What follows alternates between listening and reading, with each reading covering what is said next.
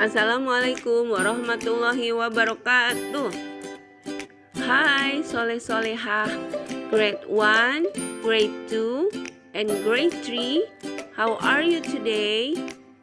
Apa kabar hari ini? Semoga kalian hari ini baik-baik saja ya, dan puasanya tetap lancar.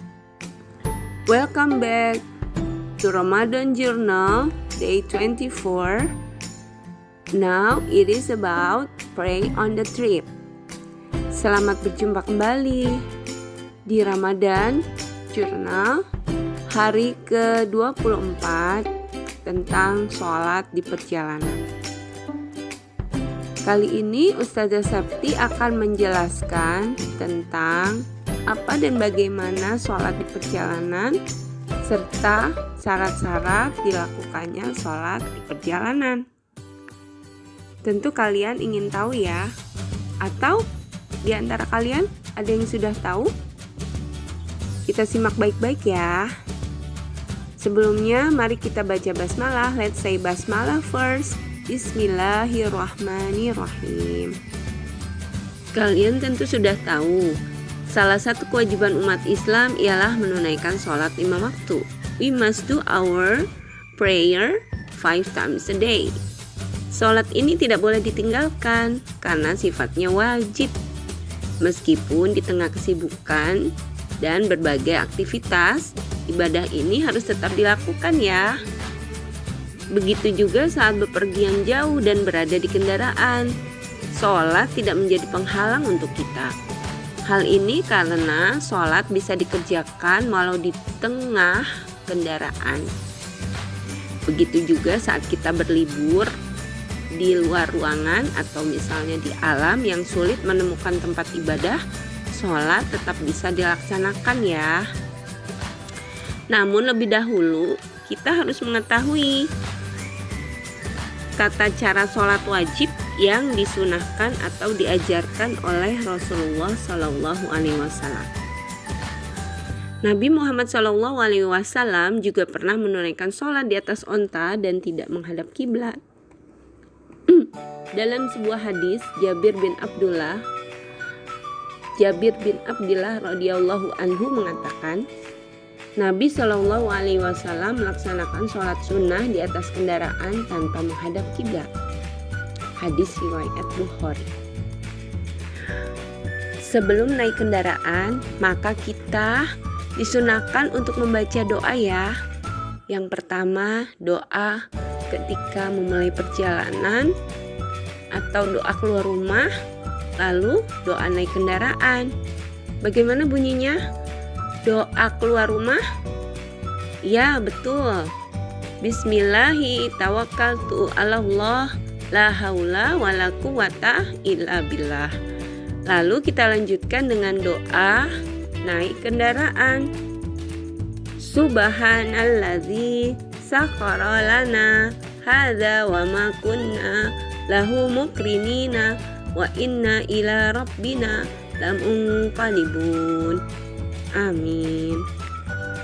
Ketika kita dalam kendaraan dan tidak memungkinkan untuk berhenti atau perjalanan masih jauh sementara azan sudah berkumandang, kita tentu tidak boleh menunda-nunda waktu sholat ya. Maka yang kita lakukan adalah segera melaksanakan sholat. Apabila tidak terdapat air, maka kalian boleh bertayamum. Sudah tahu kan caranya bertayamum? Ya, betul. Kalian mencari media yang mengandung debu, atau bisa juga kalian tepukkan tangan kalian ke tempat duduk atau jok duduk di depan kalian ya. Jangan lupa untuk berniat terlebih dahulu ya. Bunyi niatnya, aku niat bertayamum untuk mensucikan diri karena Allah Ta'ala. Ya, niatnya boleh memakai bahasa Indonesia atau bahasa Arab. Setelah niat, kalian menempukkan tangan atau telapak tangan kedua-duanya di kursi atau jok yang berdebu. Ya, setelah itu kalian usapkan ke telapak tangan, lalu sampai ke siku sebelah kanan, lalu ke sebelah kiri, tidak terputus, lalu mengusap muka. Sudah seperti itu. Setelah selesai, kalian boleh melaksanakan sholat. Apa saja sih syarat dibolehkannya sholat di kendaraan? Syarat dibolehkannya sholat di kendaraan, yang pertama, tidak memungkinkan menghentikan laju kendaraan sementara dirinya khawatir akan terlewat waktu untuk sholat wajib. Ya, misalnya kita sedang dalam perjalanan sementara azan sudah berkumandang seperti azan maghrib yang waktunya pendek, sehingga kita khawatir akan keburu berbarengan dengan sholat isya. Kita boleh melaksanakan sholat di kendaraan. Kemudian yang kedua adalah tidak ada tempat pemberhentian yang layak dan aman untuk sholat, seperti di dalam pesawat atau kapal kecil, atau juga di kereta api. Lalu yang ketiga, jika tidak menemukan air untuk bersuci maka kita wajib bertayamum. Kecuali jika di kereta kalian menemukan toilet atau wastafel untuk berwudu yang bersih, bisa digunakan ya. Atau kalian bisa menggunakan air mineral yang kalian bawa untuk minum. Itu jika di dalam kereta, ya. Jika dalam kendaraan roda 4 seperti mobil, tentu akan sulit sekali untuk berhenti apabila itu adalah kendaraan umum seperti bis atau travel, ya. Tata cara sholat di kendaraan. Yang pertama, karena kita di dalam kendaraan, maka tentu saja posisinya adalah duduk, ya. Kemudian setelah membaca niat sholat, misalnya kalian ingin sholat zuhur, kalian membaca niat dulu, usolli fardhu zuhri arba'a raka'atin mustaqbilal kiblati adaan lillahi ta'ala.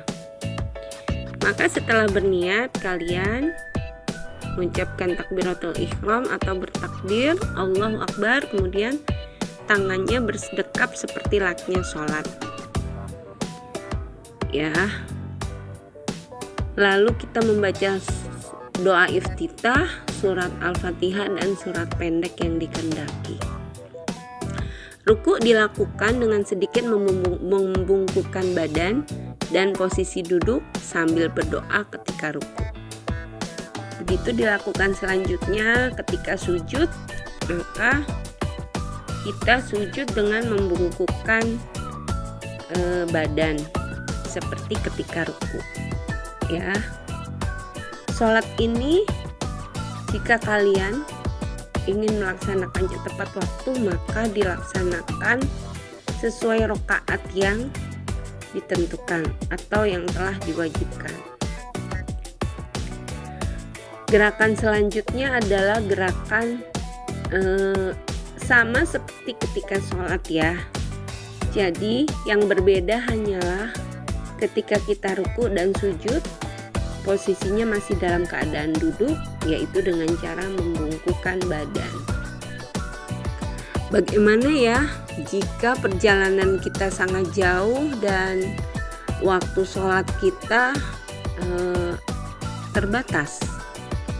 Maka yang kita lakukan, kita bisa meringkas, kita bisa mengumpulkan atau meringkas waktu sholat yang disebut dengan jamak dan qasar.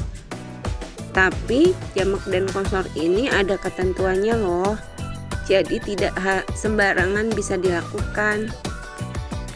Misalnya kalian menempuh perjalanan dari Jakarta menuju Semarang, atau dari Jakarta menuju Bandung, atau dari Jakarta menuju Tasikmalaya. Kalian boleh melakukan sholat yang dijamak atau qasar. Jadi Sholat yang dijamak adalah sholat yang dikumpulkan dengan waktu sholat yang selanjutnya. Misalnya sholat zuhur dengan sholat asar, atau sholat maghrib dengan sholat isya, ya. Yang tidak boleh dijamak adalah sholat subuh. Bagaimana penjelasan Ustazah? Apakah sudah jelas? Alhamdulillah jika sudah jelas. Ustazah ingin menanyakan sesuatu lagi, boleh? Apakah kalian pernah melakukan sholat di perjalanan? Bagaimana perasaan kamu melakukan sholat itu? Dan jika kalian belum pernah melaksanakannya, semoga sekarang kalian bisa melaksanakannya ya ketika kalian melakukan perjalanan. Sehingga tidak ada alasan bagi kita untuk tidak melaksanakan sholat, karena sholat adalah wajib. Oke, untuk itu kalian silakan mengisi jurnal Ramadannya. Now you may open page 25. Kalian boleh buka halaman 25 di day 24, hari ke-24, tentang pray on the trip, sholat di perjalanan. Coba kalian perhatikan ada gambar apa di situ. Nah, di situ kalian boleh warnai kendaraan yang kamu naiki dalam perjalananmu, ya. Lalu di sebelah kanannya ada lagi tanda checklist. Tanda checklist iya dan tidak. Di situ kalian isi ya, pernahkah kamu sholat di perjalanan? Kemudian di bawahnya lagi yang di sebelah kiri, yang ketiga adalah bagaimana perasaanmu setelah sholat. Maksudnya sholat di perjalanan ya. How do you feel after pray? Oke. Lalu di sebelah kanan, bagaimana cara sholat di perjalanan? Seperti yang tadi sudah Ustazah jelaskan, semoga bisa dijelaskan kembali. Dan yang terakhir adalah di kolom yang paling bawah itu kotak yang putih. Tuliskan doa sebelum melakukan perjalanan di atas, atau doa naik kendaraan ya. Bisa kalian tulis kembali dalam bahasa Arab ya. Oke, mudah-mudahan jelas apa yang sudah Ustazah sampaikan, dan kurang lebihnya Ustazah mengucapkan terima kasih atas perhatian.